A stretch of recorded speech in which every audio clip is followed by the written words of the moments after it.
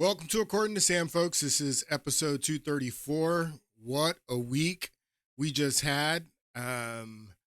Looks like Kamala Harris is going to be the Democratic nominee for sure now. They're going to nominate her virtually next week. It's just been announced today that she's secured enough delegates. No one's challenging her. So she is going to be the nominee, supposedly going to announce her vice president on Tuesday. So it is game on. And I'm going to pick up where I left off in the last podcast. I have a lot to share with you guys today. So without any delay, let's get right into it. So in the podcast on Monday, not last week, I was relating Kamala Harris's campaign to Coney 2012 and the Fire Festival. And then I realized that a lot of people may not know what Coney 2012 was and the Fire Festival and why I was making that relationship. So I want to take a few minutes in the beginning of this podcast and lay out why I was making an analogy between Coney 2012 and the Fire Festival and the campaign that Kamala Harris is running, and it looks like she's going to try to run this campaign until November. I have a little problem with it this past week, and we're going to get into it in this podcast. But Coney 2012, as you can see here, the Wikipedia page, Coney 2012 is a 2012 American short documentary film produced by Invisible Children, Inc. The film's purpose was to make Ugandan cult leader, war criminal, and ICC fugitive Joseph Kony globally known. They wanted him to be known globally, so this was a viral campaign. They made the movie, and then you needed the movie to go viral, known as they were trying to get him arrested in 2012. This is the important part right here that I want you to focus on. The film was released on March 5th, 2012, and spread virally. That's the way they're trying to get Kamala Harris's campaign and the hype around her campaign to spread virally. And the campaign was initially supported by various celebrities. The celebrities were an important part of getting this thing to go viral. You couldn't have done Coney 2012 without the celebrities. The celebrities were a key part of Coney 2012 and making this thing go viral. And that is a relationship to Kamala Harris's campaign, as you're going to see. The use of celebrities to make this thing go viral. Here's a short clip about Coney 2012. On March 5th, 2012, a charity called Invisible Children published a high-production video called Coney 2012.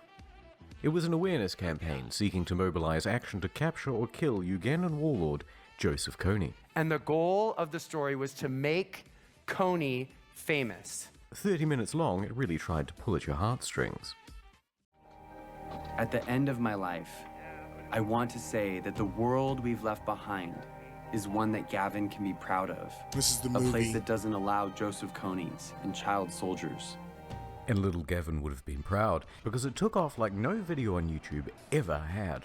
We wanted 500,000 views in the whole year of 2012.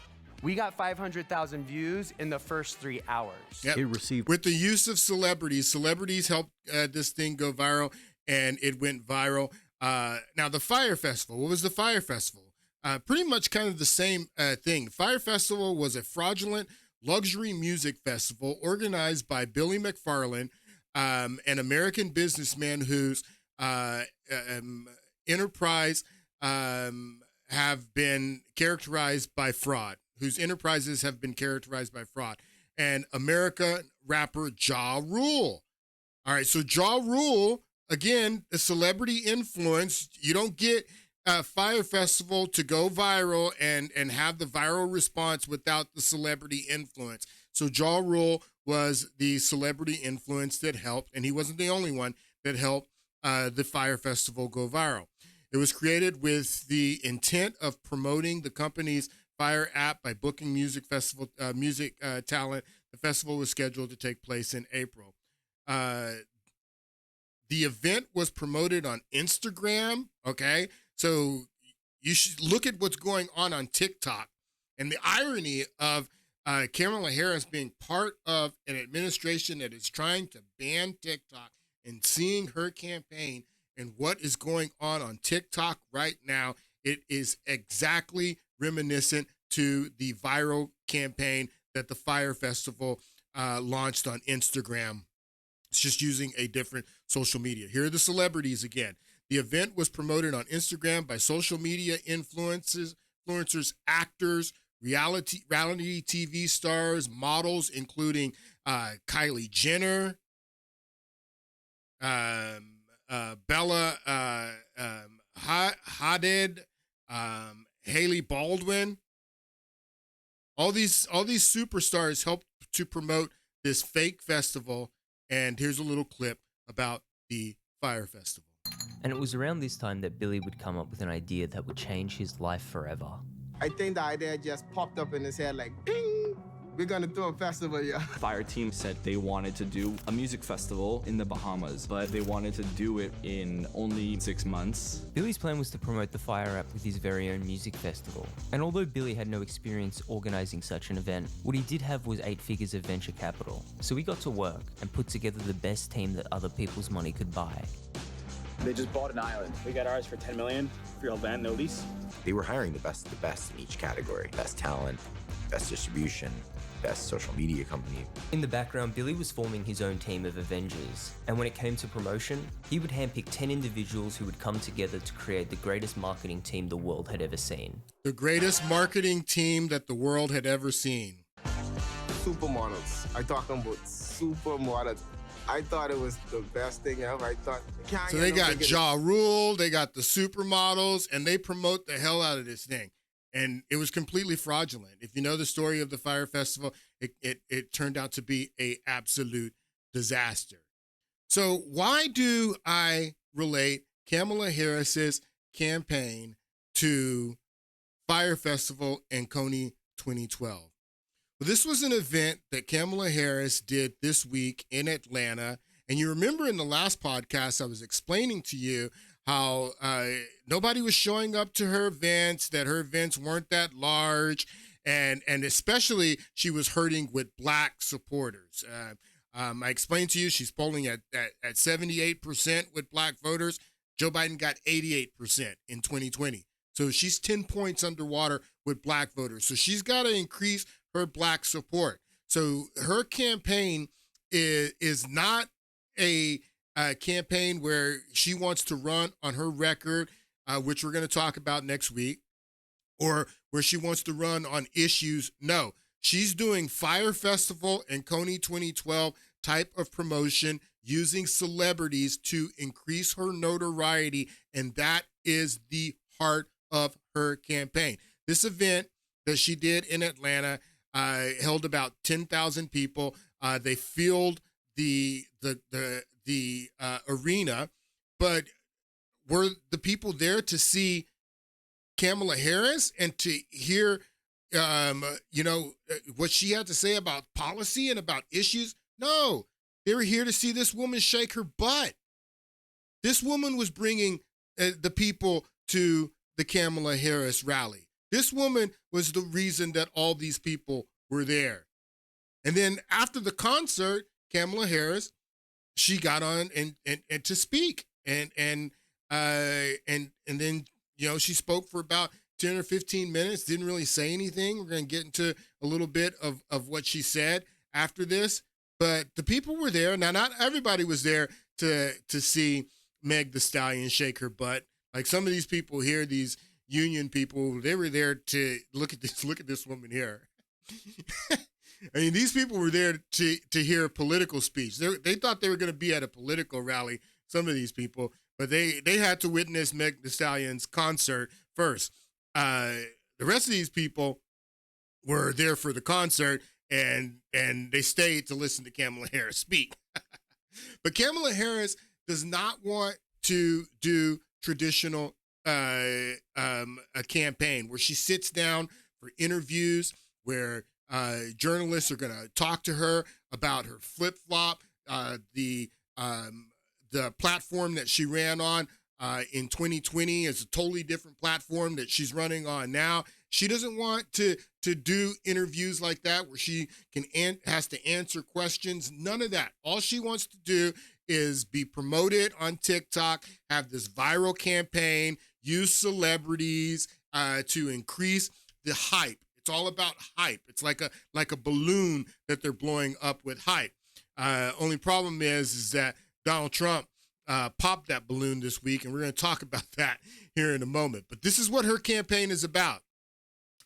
Meg Thee Stallion is Ja Rule and Kylie Jenner and all the celebrities that help promote Coney 2012 and Fire Festival. She's the celebrity for Kamala Harris's campaign, and I'm sure there's going to be tons of other celebrities that come out and help inflate this balloon with hype. But it's only hype. I want you to listen to this clip. This is a clip on CNN this morning about how Kamala Harris is ducking interviews. One thing that J.D. Vance is raising, we talked about this, is he's accusing Kamala Harris of hiding from taking tough questions. She's scared. She hasn't sat or stood for facing reporters' questions in a significant way. The reason I pose this is not as selfishly. Obviously, we would all like to ask some questions about evolution of positions, but also in this race to define a candidate before the opponent does. Isn't this part of it? Yes. No, it's a process. She says this no. Is a process question. I mean, this woman says no. Sitting down for interviews, going over policy, talking about your record. That's not part of it. That's what she says. She says no. Isn't this part of it? No, it's a process. No. This is a process question. I mean, this is something that we all care. I mean, you guys all care about as reporters. You want to sit with her. Yeah, voters care about it too, lady. Not only the reporters care about it. Voters want to hear about her policies and about her record. We care about it too. It's not only the press. And the press is trying to get her to sit down for an interview, and she's ducking them. She won't sit down for an interview. I mean, this is something that we all care. I mean, you guys all care about as reporters. You want to sit with her. But the truth of the matter is, when I'm sitting around my dinner table thinking about how to pay for college for my kid, or about how to afford my mortgage, or any of my taxes, her positions have changed. Except for the fact that she's going to spend her $300 million defining herself. So it just came out that she raised $300 million from small donors in the month of July. So she's got a nice war chest. This woman says no, that's not what she's going to do. She's not going to sit down for interviews. She's going to use that $300 million, that war chest, and she's going to run Coney 2012 Fire Festival type of campaign. She's not going to sit down for interviews, not going to talk about policy or anything about her record, none of that. What she's going to do is use this war chest, this $300 million that she got from small donors, that she's going to use that to launch a propaganda Fire Festival Coney 2012 type of campaign. I was blown away when I saw this. Listen. We all care. I mean, you guys all care about as reporters. You want to sit with her. But the truth of the matter is, when I'm sitting around my dinner table thinking about how to pay for college for my kid, or about how to afford my mortgage, or any of my taxes, her positions have changed. Except for the fact that she's going to spend her $300 million defining herself on TV and on social media the way she wants, right? Yeah. And she's going to ultimately sit with you guys, I believe. But the bottom line is, that's not what he should be coming after her on. He should be coming after her on positions that affect regular people who are voting. If you're standing there saying, well, you're not sitting for an interview, the average person doesn't have time to sit around worrying what Kamala Harris is doing. They just want to make sure she's doing something to help them. Yeah, she's going to hit him with the viral. She's going to hit him with the viral campaign on social media anyway and define herself. She doesn't need to sit for interviews. It's crazy. The average person doesn't have time to sit around worrying what Kamala Harris is doing. They just want to make sure she's doing something to help them. And that's the problem. That's the missed opportunity. I think you're right. Well, the way voters hear that, I think you're absolutely right. They don't care. Yeah. But ultimately, they might not know that they care, but they should, because we're going to ask We questions care, SC. that they have and that they don't have access to her to ask. And there's a difference between her putting out an ad that's all the things she wants to say and then being challenged on some things. And that ultimately benefits voters, her own voters, who should know her very well. Exactly, SC. It's a lot different putting out a viral campaign on social media and using ads and using Fire Festival Coney 2012 and celebrities to promote yourself with hype. It's a lot different when you're sitting across from someone and you're getting challenged about your record and your record all of a sudden changing now that you are the nominee. So that's not the campaign that Kamala Harris wants to run. But in her short speech that she did in Atlanta on Tuesday after the Meg Thee Stallion concert, she says something very interesting in challenging Donald Trump. I want you to take a listen to what Kamala Harris says. Here's the thing. Here's the funny thing about that. So he won't debate. But he and so they got this whole narrative out that Trump won't debate because he agreed to a debate on Joe Biden's terms that were absolutely one-sided, that only benefited Joe Biden, and he agreed to that debate with Joe Biden, the two debates, the one that he destroyed Joe Biden in and another one in September. So these clowns are like trying to get Trump to continue and with the debate that he agreed to in September with Joe Biden under Joe Biden's terms. Trump's like, I'm not agreeing to that with you. You're a new candidate. We're going to schedule a new debate with new terms. I'm not going to agree to the terms that I agreed with Joe Biden and he's senile. And you know, I'm not going to agree to that. So yeah, we'll schedule a new debate. So these people have come out with this narrative that Trump's scared to debate because he won't agree to debate. Nothing can be further from the truth, but that's part of her narrative. Take a listen. About that. So he won't debate, but he and his running mate sure seem to have a lot to say about me. And by the way, don't you find some of their stuff to just be plain weird? So this weird thing is absolutely focus group. This word weird and this using the word weird to attack Donald Trump and Trump supporters, that came straight out of a K Street focus group. Guarantee you. So that word and the use of that word has been focus group, and that's why everybody's using it. It's not just accident, and it's a talking point that they have done tons of research on that word and how that word triggers people, and that's why that word's being used. I just want you to understand that these are the people. I mean, you want to talk about weird people? Come on, seriously. You want to get into that debate, but understand that this has been focus grouped, and this is a strategy. It's just not coming from anywhere. And by the way, don't you find some of their stuff to just be plain weird?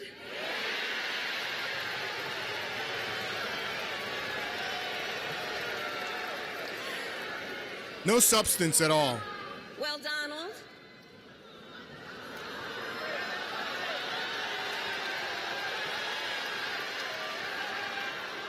I do hope you'll reconsider to meet me on the debate stage.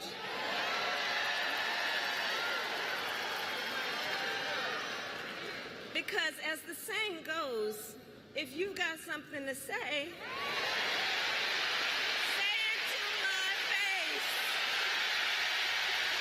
Crowd goes crazy. Really interesting thing about this is that the following day, the very next day, she was invited on a stage to be with Donald Trump in Chicago at the National Association of Black Journalists. She was invited. Trump was invited. He showed up to say it to her face. Only problem is she wasn't there. The only problem is she wanted to go to some sorority event that she had in Houston, and she was chicken. Not only would she not sit down for interviews with friendly media that supports her 100%. Trump goes to a very hostile environment in Chicago at the National Association of Black Journalists, where 95% of the audience supports Kamala Harris. He's on stage with two women. There's three women on there, but two of the three women were very hostile. Specifically, the Rachel, what's her name from ABC? We're going to talk about her in a moment. Completely hostile to Donald Trump. The whole room was hostile. Donald Trump's sitting down with interviews with everybody. He's going everywhere, going to hostile environments, getting shot at. I mean, this guy's just going wherever he needs to go to ask for people votes, wherever he needs to go. So he's there. He's there. She's the day before talking about say it to my face, and she's nowhere to be found. She's MIA. So now this is the event that they had on Wednesday, and Trump's there to say it to her face, and she's nowhere to be found. She'd rather go do some sorority event in Houston, and I mean, honestly, if that's more important, if going and speaking to a sorority in Houston is more important in campaigning for president than showing up at this event where you can challenge Donald Trump and say it to his face, you don't show. So that sorority event is more important than running for president, I guess, because this is where you should have been. Trump was there to say it to your face, and you could have said some things to his face, but you were chicken, just like you're chicken to sit down with the press and let the friendly press ask you any questions. That's not the campaign that she wants to run. She wants to run Fire Festival. She wants to run Coney 2012. Now, this is a story that just came out today, and it is a hilarious story that's going around. It says, Scoop, Trump didn't want to be fact-checked live at the NABJ, refusing to go on stage, a stalemate prolonged. NABJ leaders were preparing a statement to say why Trump wouldn't go on stage.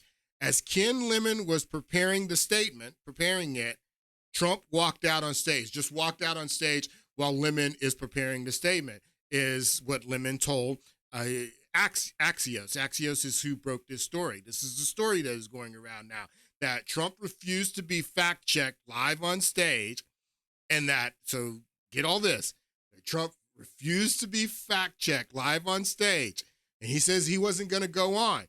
So Ken Lemon says, all right, if you're not going to be fact-checked on stage, then we're going to cancel the event. I'm going to start writing out a statement. Like, why do you need to write out a statement? I'm going to start preparing a statement for why we're not going to move forward with the event. And as he's preparing the statement, that Trump just walks out on stage, that he's not prompted to walk out on stage, that they were having this disagreement and Trump just walks out on stage. This is the lie that they're coming up. Like, we don't have video, people? Like, this thing isn't on video? What's wrong with you? Here's another one. Breaking news. It's now confirmed NABJ and Donald Trump had a disagreement about fact-checking him live. Trump refused to go on stage until they agreed to his demand. NABJ President Ken Lemon wrote an actual statement to why Trump wouldn't be appearing and was preparing it. So listen to this. He wrote an actual statement and was preparing it. Did he write it or was he preparing it? So let's just say he was preparing it, that he was preparing the statement when Trump suddenly just walked out on stage. Trump just walked out on stage is what they said. This is a clown show, people. A clown show. This is the video. This is what actually happened. She referenced the audience and tells the audience that they can go to PolitiFact.com where Trump was going to be fact-checked. And then she introduces Trump, and then Trump walks out on stage. Trump doesn't just walk out on stage unprompted. She introduces him after telling the crowd that they can go to PolitiFact and see Trump being fact-checked in real time. Hey, what are these people doing? This is ridiculous. Take a listen. NABJ has partnered with PolitiFact to fact-check this conversation in real time. You can access that feed on social media using the hashtag NABJFactCheck. Again, the hashtag is NABJFactCheck. We have a lot to get to, and we do not want to waste any time, so let's bring out the former president of the United States, the Republican nominee for president, former President Donald Trump. Let's bring him out. She says, let's bring him out. The Axios and these clowns are saying today that Trump just walked out. Ken Lemon was preparing the statement. Trump walked out on stage. He just walked out while he was preparing the statement. They didn't walk out. He was introduced. She introduced him right here. He was preparing the statement. Trump suddenly walks out on stage. Suddenly after he was introduced. What's wrong with you people? It's on video. Check. We have a lot to get to, and we do not want to waste any time, so let's bring out the former president of the United States, the Republican nominee for president, former President Donald Trump. Yeah. So no, that's a lie. Trump didn't just walk out on stage. He's introduced and he comes out on stage. They played the music. If he just suddenly walks out on stage like they're trying to claim now, who's hitting the entry music? Who's hitting the cue for the music to go when he's walking out on stage? It's an absolute lie. Absolute lie. So Trump, we're going to get into this. Trump was there. Kamala Harris wasn't there. She's talking all this noise about say it to my face, and she didn't want to be confronted. She didn't want to be confronted at all by the media, by Trump, by anyone. She wants Fire Festival. She wants Coney 2012.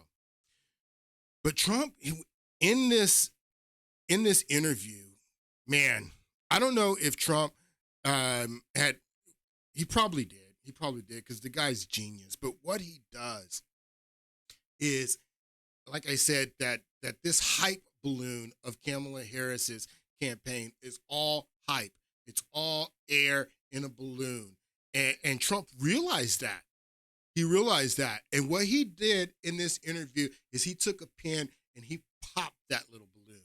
He popped the balloon. And I'm going to show you how he did that. And I'm going to talk to you about his strategy in doing this. I think this politically is absolutely brilliant. Absolutely brilliant. Let's listen to a little bit of this interview.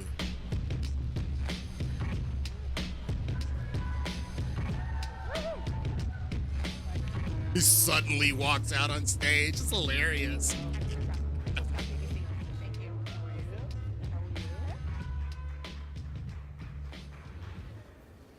Mr. President, we so appreciate you giving us an hour of your time. I want to start by addressing the elephant in the room, sir. A lot of people did not think it was appropriate for you to be here today. You have pushed false claims about some of your rivals, from Nikki Haley to former President Barack Obama, saying that they were not born in the United States, which is not true. You have told 4 congresswomen of color who were American citizens to go back to where they came from. You have used words like animal and rabbit to describe black district attorneys. You've attacked black journalists, calling them a loser, saying the questions that he they just ask turns are, his quote, head. He's like, and so, and he's going to say it here in a moment. They don't open with any pleasantries. They're 35 minutes late on CPT, 35 minutes late to having this interview. They don't open with any pleasantries at all. Like, oh, we apologize for being late. Thank you for being here. She does say thank you for being here, but really, not warm at all. I mean, this is a very hostile environment, and she makes that clear from the beginning that this is going to be a hostile interview, and so if you're starting off from with this line of questioning and you're starting off being this hostile, then Trump is not the type to shy away. If you want to be hostile, Let's be hostile, is what Trump basically says. Racist. You've had dinner with a white supremacist at your Mar-a-Lago resort. And some of these things that she says in this question, this long list of questions where, you said this about black women, you had dinner with the white supremacist. It's not even true. Trump didn't have dinner with the white supremacist. That's an absolute lie. Trump was having dinner at his club, and Kanye West, a black man, shows up with a white supremacist at his club. And then Trump calls Kanye West over to his table while he's having dinner, and he's got Nick Fuentes in tow. So it's an absolute lie in this question that she's asking. Some of this stuff is true, completely out of context. She starts firing off all these accusations at him, and it's completely unhinged. She's the one. They said that he was unhinged. She's the one who's unhinged. One of my favorite and best takes that I've seen on this interview that Trump did was made by Jamal Green. Where's Jamal Green? Jamal Green. And I'm going to read you what Jamal Green's take was. And he is a black journalist. He says, today was a bad day for black journalists in our country, period. The outrage from journalists of being able to grill a presidential candidate. The outrage from journalists of being able to grill a presidential candidate. And then they chose women purposely to try to create a moment to embarrass him. And then they didn't ask any good questions. And that's absolutely true. And people commented on that. Why did you have all women on this panel asking him questions? It's because they want to shape this narrative that this is Trump against powerful black women, that he can't handle black women is the narrative. So that's why they put all women on there, not a single man. And Jamal says that they chose women purposely to try to create a moment to embarrass him, and then they didn't ask any good questions. Like, yes, exactly. Why aren't you asking Trump about policy instead of questions about, all those questions that you fired at him in the first minute of the interview? No good questions is what Jamal says. No policy questions. I mean, I guess he thinks maybe a man would have asked some good policy questions. We have to do better and get out of our damn feelings. Yes, she was in her feelings from jump. Rachel, what's her last name? Here, I got it here. And she was in her feelings. Rachel Scott is her name. We're going to look at this clip here in a moment, too. Because everyone says, oh, I can't believe how Donald Trump talked to Rachel Scott. Well, how Nancy Pelosi talked to her a few weeks ago. Did you hear how Nancy Pelosi talked to her? We'll look at this clip here in a moment. But yes, Rachel Scott was deep in her feelings, emotional. She was the one who was unhinged. And that's what Jamal says here. That's his take. And I thought this was a great take. We have to be better and get out of our damn feelings. Handle the business for the people. Exactly. It's not about you, Rachel Scott. Why aren't you asking some good questions that about policies that black people care about? All right, let's listen to some of Trump's answers. Now that you are asking black supporters to vote for you, why should black voters trust you after you have used language like that? Well, first of all, I don't think I've ever been asked a question in such a horrible manner. First question. Absolutely. You don't even say, hello, how are you?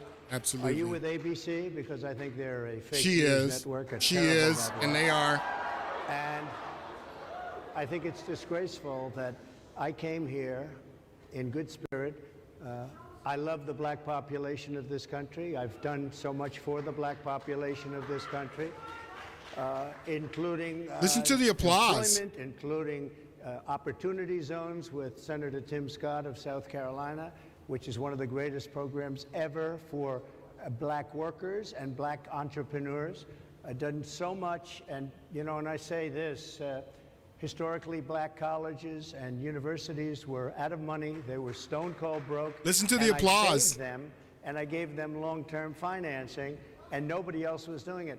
I think it's a very rude introduction. I don't know exactly why you would do something because she's like in that. her feelings. She's in her feelings, like Jamal says. She's emotional, and she's not logical, and she's not rational, and that's why she asked a question like that, President Trump. Let me go a step further.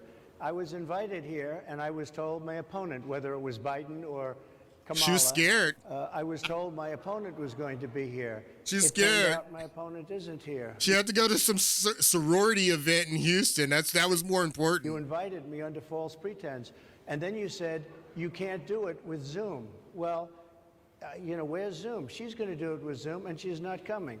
And then you were half an hour late. Just so we understand, I have too much respect for you to be late. They couldn't get their equipment working. That was CPT, Trump. I mean, you got to realize where you are, buddy. You got to realize where you are. Late, just so we understand, I have too much respect for you to be late. They couldn't get their equipment working, or something Mr. was President, wrong. I would love think if you it's can a answer very the question nasty on your rhetoric question. and why you I have believe that answered black the voters question. should trust you with another I 4 have years. been the best president for the black population since Abraham Lincoln. That's my answer. Better than President Johnson, who signed the Voting Rights Act? For you to start off a question and answer period, especially when you're 35 minutes late because you couldn't get your equipment to work, in such a hostile manner, I think it's a disgrace. I love it. Let me just ask a follow-up, sir, and then we'll move on to other questions here. Some of your This own is a preview, supporters, too. including- This is a preview of the debate. The way he's talking to Rachel Scott, I mean, he's not being disrespectful. How's he being disrespectful? People were like, Trump was being disrespectful to a black journalist. He was being disrespectful to Rachel Scott. This is disrespectful. Let's listen to this. This is just a few weeks ago, the same woman questioning Nancy Pelosi. Listen to what Nancy Pelosi says. Mr. President Biden, what you said this morning. I'm not having any conversations with you or anybody else about what I talked to the president about. With all due respect. Do you believe that? I never do. So it's nothing new. I understand, Madam Speaker. Do you believe that him waiting so long to make this decision upon the I'm not making any comments in the hallway about the fate of our nation. So she's actually doing her job. She's actually doing her job here. And Nancy Pelosi's like, this is when they were trying to force Biden out, and this was after the debate, and their media's asking everyone, should Biden drop out? Biden drop out? Because of course she wants Kamala Harris to be the nominee, Black Girl Magic, of course. So she's questioning Nancy Pelosi. This is before Biden dropped out. Do you think he should drop out? Do you think he should drop out? And Nancy Pelosi says that I'm not going to answer any questions. And then watch what Nancy Pelosi says to this woman. When in November? I think he can. Do you believe he should run for re-election? I'm not speaking English to you. She does this. Am I speaking English to you? Am I speaking English to you? You dumb monkey. Am I speaking? What if Trump would have said this to her? What if Trump would have said, am I speaking English to you? He didn't say that. Trump's being completely respectful. He says, I came here. I was expecting my opponent to be here so I could say it to her face. She's not here. You guys started 35 minutes late on CPT. And then you're going to come and harass me and without any pleasantries at all and just start firing out these hostile questions at me? How's he rude? Is he going like this and saying, am I speaking English to you? Like Nancy Pelosi did? None of them said anything about that. More of Trump here. Republicans on Capitol Hill have labeled Vice President Kamala Harris, who is the first Black and Asian American woman to serve as vice president and be on a major party ticket, as a DEI hire. Is that acceptable language to you? And will you tell those Republicans and those supporters to stop it? How do you define DEI? So this is really good right here. So she accuses, and everyone's accusing, we're going to get into this here in a moment. Everyone's accusing Republicans of being racist for saying that Kamala Harris is a DEI hire. So this is the following question. This is the second question that she asked him. that Republicans are calling her a DEI hire. Do you think she's a DEI hire? First thing Trump says, what's your definition of DEI? Notice that she doesn't define it. Republicans and those supporters to stop it. How do you define DEI? Go ahead. How do you define diversity, equity, inclusion? Yeah, no. That's defining the acronym.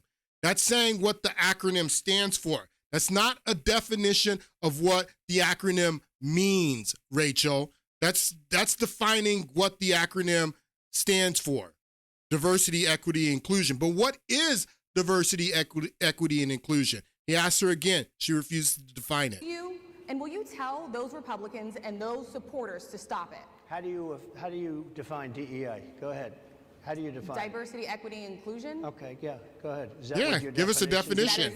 That is give me a literally definition the words. then. Would you give me Yeah, those are the words. That's not the definition. Sir, I'm asking you a definition. Question. Define it. Why won't you give him a definition? Why won't you give him a definition? Rachel, why? This is why. This is why she won't give him a definition. Diversity, equity, and inclusion. Diversity, equity, and inclusion are organizational frameworks which seek to promote fair treatment, full participation of all people. Full participation of all people, particularly groups who have historically been underrepresented or subject to discrimination on the basis of identity or disability. Full participation of all people, particularly groups who have historically been underrepresented or subject to discrimination on the basis of identity. What are some of these groups? Okay. Some of these groups. The concepts predate this terminology, and other variations include. All right, let's get down here to the groups. Diversity refers to the presence of a variety within the organizational workforce, such as identity and identity politics. It includes gender. Oh, okay, gender. Gender. Ethnicity. Okay, ethnicity, all right. Sexual orientation. All right. Disability, age, culture, class, religion, or opinion is what it says. So full participation of all peoples, particularly groups that have historically been underrepresented or subject to discrimination, like black people, right? Like black people. Black people, if you are brought into an organization so you can have diversity in the organization because you're black, then yes, that's diversity, equity, and inclusion. Or if you are brought into an organization because you are a woman, that's diversity, equity, and inclusion. Or if you're brought into an organization because you're gay, that's diversity, equity, and inclusion.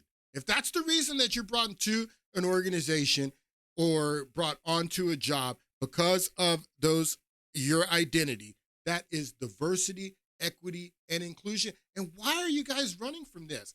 Why are you guys ashamed of this? You should be proud, Rachel, that she is a DEI hire. And she absolutely was a DEI pick. Absolutely. She was a DEI pick. Joe Biden first starts to say that he is going to pick his vice president based on DEI in March of 2020. This is when the Democratic primary is still going on.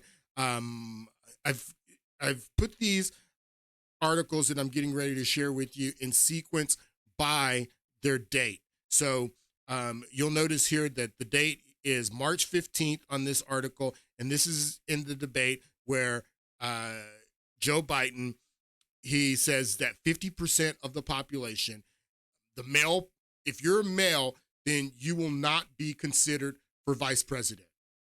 Black male, Chinese male, Indian male, white male, it doesn't matter. If you have testicles, if you are a male, then you will not be considered for vice president. This is the first time Joe Biden makes that statement. I committed that if I'm elected president, have an opportunity to appoint someone to the courts, I'll appoint the first black woman to the courts. It's required that they have representation now. It's long overdue. Secondly, if I'm elected president, my cabinet, my administration will look like the country. And I commit that I will, in fact, I'll pick a woman to be vice president. There are a number of women who are qualified to be president tomorrow. I would pick a woman to be my vice president. So he commits to picking a woman to be his vice president. Diversity, equity, and inclusion. Gender. Identity politics, it includes gender. So based on gender alone and what Joe Biden committed to when he was running for president in 2020, that 50% of the population won't even be able to apply. 50% of the population will not even be considered for the job. He's committing to diversity, equity, and inclusion, to DEI here on the basis of gender. But it gets even more specific than that. This is in April. This is a month later. Pressure mounts for Biden to select a black woman as VP. So the pressure starts to mount on him. You've already committed to excluding 50% of the population for the job. Now we want you to commit to excluding women who aren't black. That we want a black woman, and the pressure mounts on him the month later. That this is before Black Lives Matter. This is before George Floyd. This is before you ain't black and any of that stuff. This was a month after he says that he is committed to a woman. Then he starts getting pressure from black politicians, from black groups, that we want a black woman. All right, so pressure mounts for Joe Biden to select a black woman. Black, that's what? Let's look here. Black. That's ethnicity, right? Ethnicity. An ethnic group, black, ethnic group. Let's see here.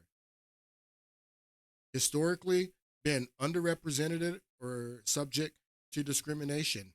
Black. And then look here. When you go over the word discrimination, what does that show you? It shows you a picture of Jim Crow with the color water fountain, black man. Yes, so black. DEI, diversity, equity, and inclusion. All right.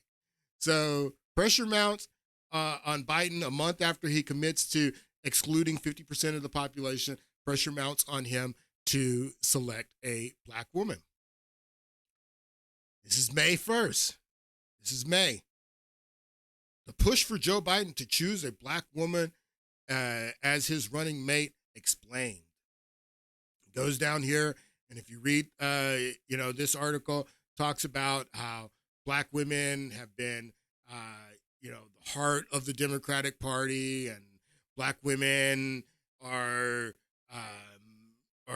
they deserve this opportunity, and all this stuff that Vox here and Ezra Klein are explaining why there's so much pressure on Joe Biden to pick a black woman.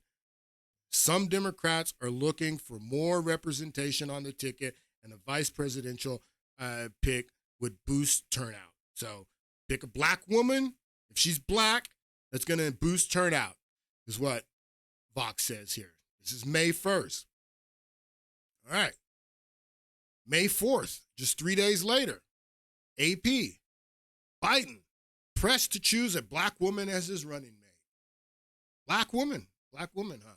She's got to be a black woman, not a white woman, not a man, but a black woman.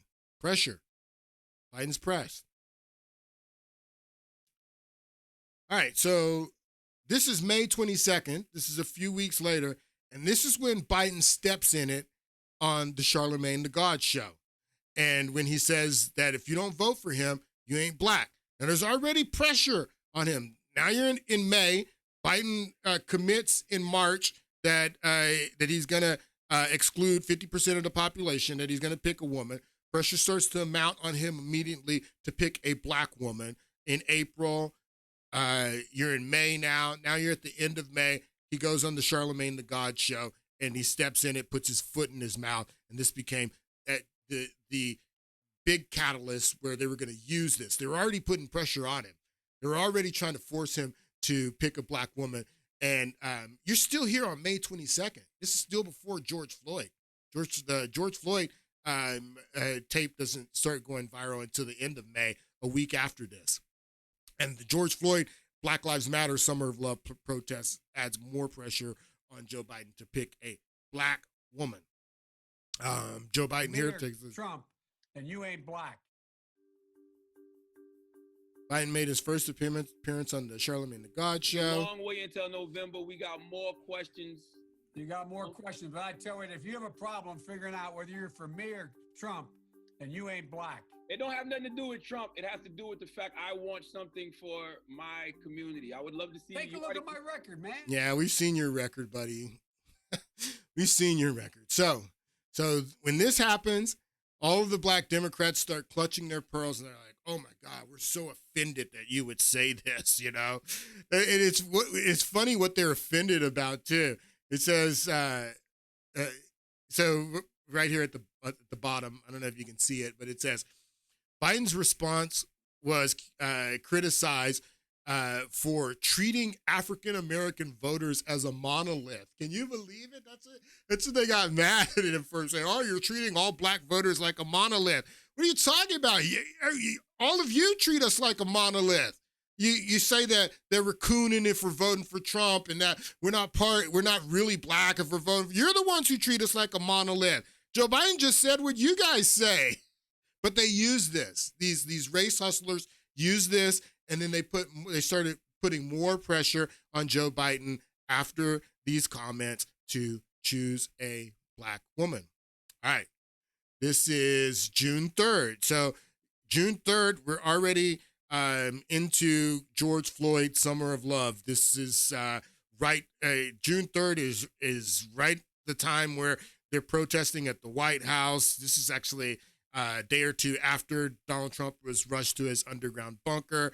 A few days after Minneapolis, we're in the prime of George Floyd protests now. Joe Biden has just stepped in it a few weeks earlier, saying you ain't black on the Charlemagne the God show. So now the pressure is really heating up on Joe Biden, not only to pick a woman, but to pick a black woman. Joe Biden was already under pressure. This is the article headline. Joe Biden already was under pressure to pick a black woman running mate. The outrage over George Floyd's death adds to it. And if you remember, he goes to this church, and they basically humiliate him. None of these people at this church are kneeling with him. They want him to kneel down to subjugate him in this church, and he kneels down like an idiot with their mask on. Look at the guy behind him doing the bunny ears, giving him bunny ears while he kneels down, just humiliating this clown. And they're going to use George Floyd and use his comments that he said a week earlier that you ain't black. They're going to force this guy to pick a black woman. She's got to be black, okay? They're trying to force this guy to pick a black woman. The pressure mounts on him. All right. This is June 14th, and CBS. Let's take a listen. And former Vice President Biden has for 3 months said his running mate will be a woman. Now, with recent events, is Biden under more pressure now? What are the recent events? With recent events, the George Floyd protest and Joe Biden sticking his foot in his mouth saying you ain't black if you don't vote for him. And former Vice President Biden has for 3 months said his running mate will be a woman. Now, with recent events, is Biden under more pressure now to choose a woman of color? Well, Major, he continues to face tremendous pressure to pick a woman of color. Tremendous but CBS pressure. News has learned Tremendous that his team pressure. continues to vet or look into the backgrounds of several women. Senators Elizabeth Warren, Amy Klobuchar, Kamala Harris, and Tammy Duckworth, a paraplegic Iraq War veteran. Governors Michelle Lujan Grisham of New Mexico and Gretchen Whitmer of Michigan. Congresswoman Val Demings of Florida. Atlanta Mayor Keisha Lance Bottoms and former Obama National Security Advisor Susan Rice. So this is who he really wanted right here. This is who Jill wanted. This is who he wanted. If you're already committing to a woman, Gretchen Whitmer makes more sense than any of these people. Why? Because she's an executive. She's an executive of a very important swing state. Listen, the very first, not first, but we'll go back to Kennedy, John F. Kennedy. John F. Kennedy was elected in 1960, and he was a senator. He'd come from the Senate into the White House. After that, he's assassinated. His vice president, who was in Congress, becomes president. And then Nixon. After that, Nixon was vice president under Dwight Eisenhower. After Nixon, Gerald Ford, after Nixon resigns, Gerald Ford replaces Nixon. But then when Gerald Ford runs for re-election, he loses to Carter. Carter was a governor of Georgia. After Carter's first term, he loses to a governor. Ronald Reagan was governor of California. Ronald Reagan, after his 2 years, his vice president, who was not a governor, was CIA director, but vice president, becomes president of the United States. And then you have Bill Clinton, governor of Arkansas. And then you have George W. Bush, governor of Texas. And then you have Barack Obama, a senator. Barack Obama was the first senator since John Kennedy to ever be elected to the White House until Joe Biden, who was Barack Obama's vice president. So vice president doesn't really count because, him being a senator doesn't really count because he was a vice president. What I'm trying to explain to you is that governors of state have always been more appealing because of their executive experience. That's why Joe Biden, logically, just trying to make a logical decision, Gretchen Whitmer would have been the best candidate. But the pressure on Joe Biden to pick a black woman, he could not go with who he wanted. He was forced to pick a black woman, and Gretchen Whitmer, who he really wanted, he wasn't allowed to pick her. He wasn't allowed to because of the race hustlers in his party. We're in June 12th here. Pressure grows on Joe Biden to pick a black woman as his running mate. Still, we're in June. Got to be a black woman, not just a woman, a black woman. Joe Biden says he's considering 4 black women. We're in July now, the end of July. Joe Biden says he's considering 4 black women to be his running mate.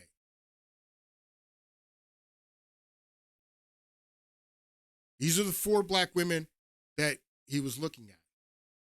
3 real black women and 1 woman who has presented herself as an Indian American for most of her political life. And so I know what you guys say. She went to an HBCU. She identified as black. She pledged AKA Divine Nine. She was a sister in college. Well, after college, when she began her political career, she started to become an Indian again. So she went from, in her childhood, being raised by her Indian mother, identifying as an Indian. And then when she went to college, she started identifying as a black woman. And then after college, when she got into California politics, she started identifying as an Indian again. And then when Joe Biden needed her to be black again, she started identifying as black again. And no one can doubt that. No one can doubt that. Take a listen. And certainly you could become the first Indian senator in U.S. history, which would be quite an accomplishment. Yeah. Knock wood. Knock wood, first Indian senator. You could become the first Indian senator in U.S. history, which would be quite an accomplishment. Knock wood. Worked so hard. Okay, so what we're gonna cook today is an Indian recipe. Yes. Because you are Indian. Yes. Okay. That was not a good professional performance. And then she was everybody's favorite Hindu Indian prosecutor and attorney general. Yeah, Joe Brown lives here in California. I live here in California. I've watched her entire rise from the attorney general in San Francisco to, the district attorney in San Francisco to attorney general to senator to vice president. I live here in California. So is Joe Brown. We know she was an Indian, not biracial, not both Indian and black. She was presented as an Indian when she started her political career here in California. Not black. Yeah, in college she was black. When she was AKA and at Howard University, she was black then. But then when she came out to California, it was Indian, not biracial.